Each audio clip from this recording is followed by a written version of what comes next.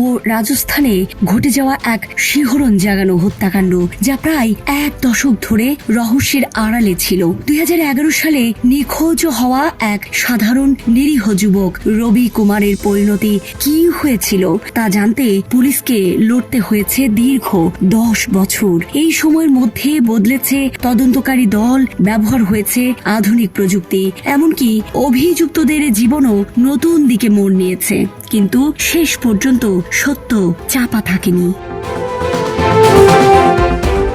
ঘটনার শুরু 2011 সালের 8 ফেব্রুয়ারি। দিল্লির মধ্যবিত্ত পরিবারের ভদ্র শান্ত স্বভাবের 22 বছর বয়সী রবি কুমারের সঙ্গে রাজস্থানের আলওয়ারের 18 বছর বয়সী শকুন্তলার বিয়ে হয় পারিবারিকভাবে। সবকিছু স্বাভাবিকভাবেই চলছিল, কিন্তু বিয়ের পরের দিন থেকেই আচরণে অস্বাভাবিকতা দেখা যায় শকুন্তলার। সে কান্নাকাটি করে বাপের বাড়ি ফিরে যেতে চায়। পরিবার বিষয়টিকে স্বাভাবিক ভেবেই তাকে পাঠিয়ে দেয়, কিন্তু সেখানে গিয়ে কয়েকদিন নয়, প্রায় 15 দিন কাটিয়ে দেয় সে, এবং বারবার ফোনে জানতে থাকে আরো কিছুদিন থাকতে চায়। অবশেষে সে শ্বশুর বাড়ি ফিরে আসে এবং এমন ভাবে সংসার শুরু করে যেন সবকিছু ঠিকঠাক চলছে। কিন্তু এই স্বাভাবিকতার আড়ালেই চলছিল ভয়ঙ্কর এক পরিকল্পনা।